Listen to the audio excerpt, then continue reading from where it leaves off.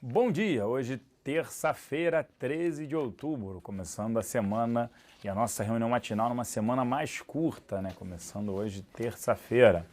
Destaques aqui, será que teremos o pedido de impeachment por parte do Eduardo Cunha? Planalto segue pressionando, pedindo, né, a cabeça dele como presidente da Câmara. Quem viver, verá. Daqui a pouco o Gustavo comentará mais sobre isso.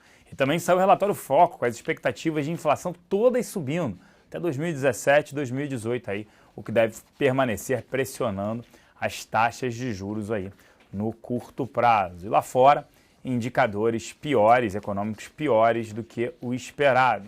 E aí bolsas sofrem. Vale destaque, daqui a pouco eu vou comentar sobre as ADRs ontem também, que na sua grande maioria apresentaram queda. Vou passar agora para o Gustavo Cruz para ele comentar sobre essa parte macro e política aqui no Brasil e também dos indicadores lá fora, né, fora do Brasil, que impactam aí as bolsas globalmente. Bom dia, Gustavo. Bom dia, Celso. Bom dia a todos. Espero que todos tenham tido um ótimo feriado. A semana já começa bem carregada de notícias aqui e lá fora principalmente. A gente teve a balança comercial da China, que teve um superávit positivo, veio maior do que o anterior, 60 bilhões de dólares, 60,3, superior nos 60,2 de agosto, bem acima também do esperado pelo mercado, que era uma queda para 47 bi, mas mesmo assim o mercado está reagindo negativamente com esse resultado, porque eles viram que tanto as importações quanto as exportações recuaram, as exportações caíram 3,7% na comparação anual e as importações 6,5%, e o mercado, mesmo sendo surpreendido bem positivamente no resultado final, ainda está reagindo mal ao resultado da balança comercial. Lá na China também a gente teve novos estímulos apresentados pelo Banco Central deles.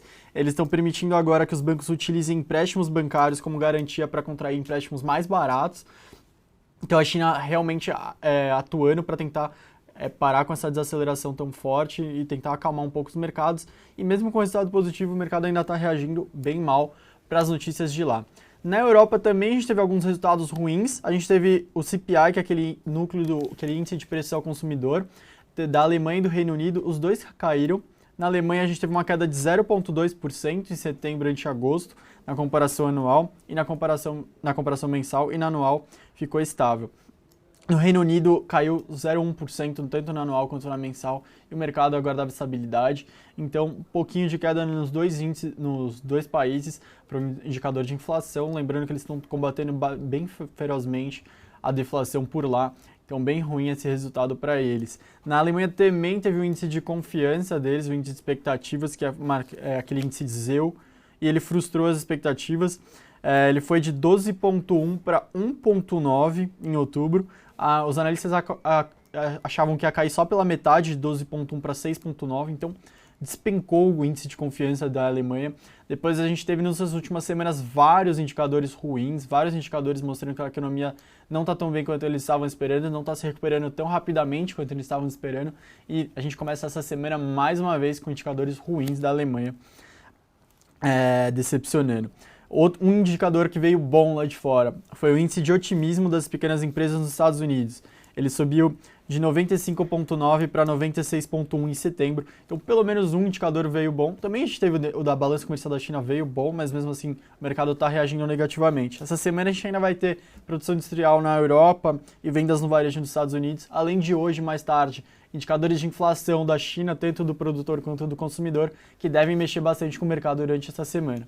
Na parte doméstica, a gente teve hoje pela manhã o Boletim Focus, a inflação segue avançando, foi para 9,8 em 2015, 6, e chegou para 6 em 2016, também subiu em 2017, 2018, que vai botar mais pressão no Banco Central sobre a decisão dele de manter a taxa de juros nesse patamar, porque desancorou novamente as expectativas, isso bastante refletindo o impacto do câmbio que disparou nos últimos meses.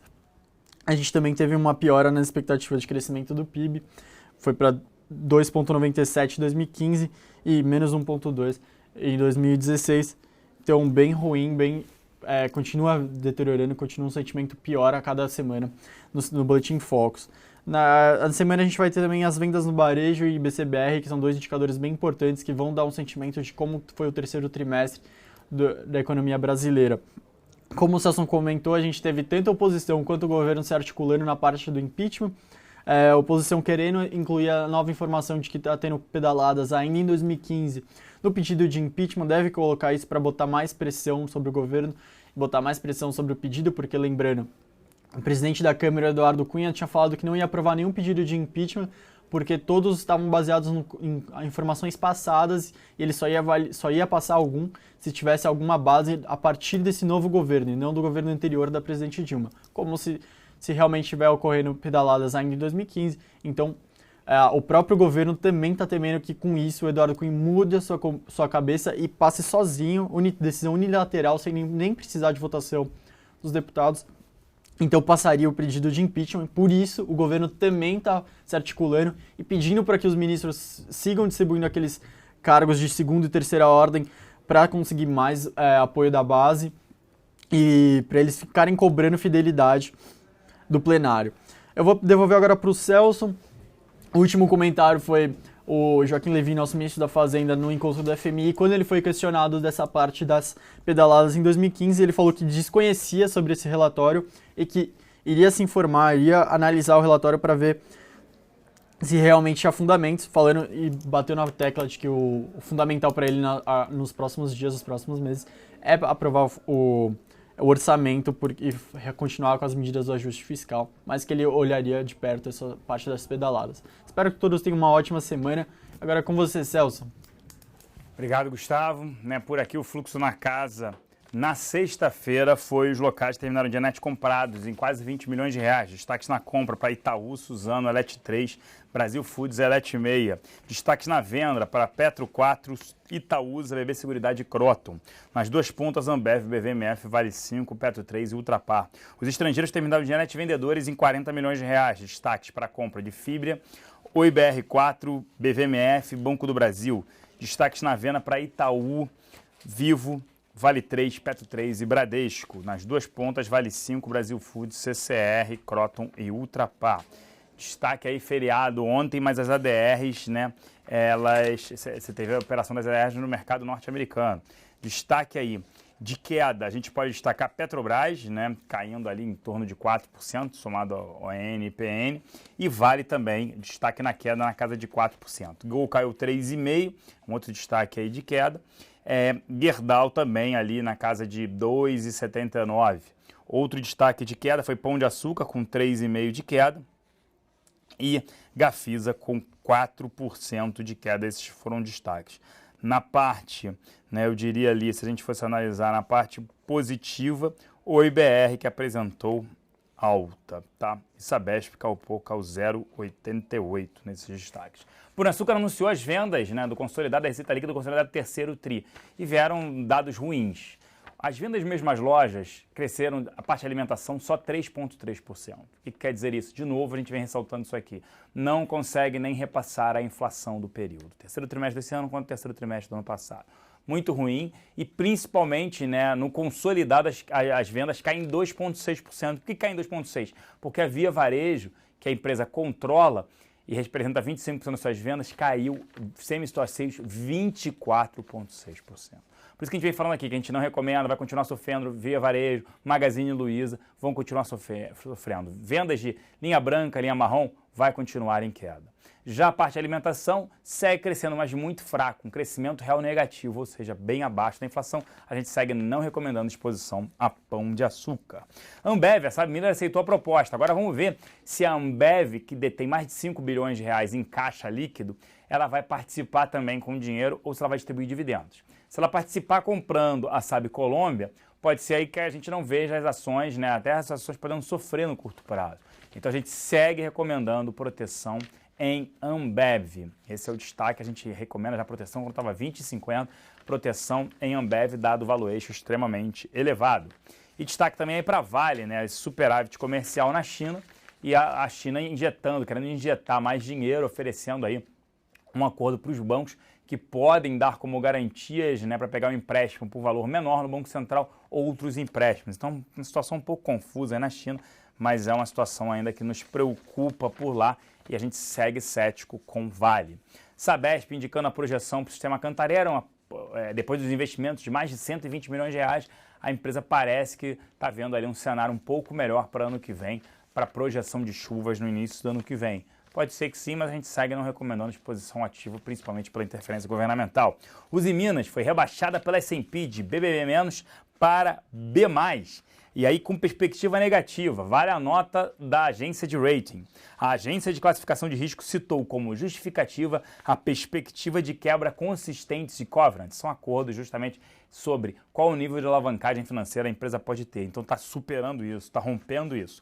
Essas perspectivas, somada à incerteza quanto à recuperação das vendas da Usiminas, seguirá pressionando o fluxo de caixa da companhia. E tem mais, podemos rebaixar a Usiminas se sua liquidez se deteriorar ainda mais. E aí, outros motivos para a perspectiva negativa são a expectativa de que as métricas de crédito da empresa vão continuar fracas, com a exposição da companhia ao câmbio e uma possível deterioração adicional das condições de mercado.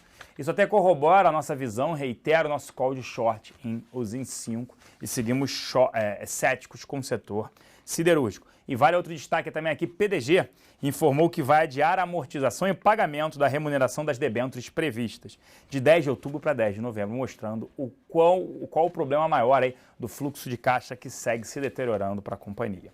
Destaque na nossa mesa de aluguel, Rumo 3, Estácio, B2W, Copel 6, Santander, Vale 3, Itaú 4, Banco do Brasil, Taesa e Natura 3. Uma pressão ainda grande em Rumo 3 depois do recall na semana passada. Estácio tem bastante demandada e Santander bastante demandada. Vale também um destaque que uma concorrente nossa, reduziu o setor de bancos todo para underperformance. Então o setor aí pode sofrer aí no curto prazo por essa redução. Mesmo assim, ainda haver lucro, tudo isso a gente não concorda um pouco em relação a isso. E até fala que, né, o setor bancário, ele, como diz o mercado, ele está aguentando o desaforo pelo nível de valuation. Obviamente, as ações a gente vê destacando aqui, Itaú saiu de 25 para 30 reais, corrigiu bem, mas mesmo assim a gente não encontra um valuation ainda descontado e interessante para ter. Mas, obviamente, que hoje deve ser um dia aí de forte queda para o índice, puxado principalmente pelas ações de commodities. Eu vou ficando por aqui. E lembrando que hoje nós temos o Batalha do Século, mas também nós temos as trocas das nossas carteiras. Então a gente deve comentar um pouco sobre isso, né? Fazer ali metade do programa Batalha do Século falando sobre as trocas semanais, que a gente quer sempre segunda-feira, e também um pouco do Batalha do Século. Então eu vou ficando por aqui, 11h30, a gente está de volta. Um grande abraço a todos, uma excelente semana mais curta. Até lá!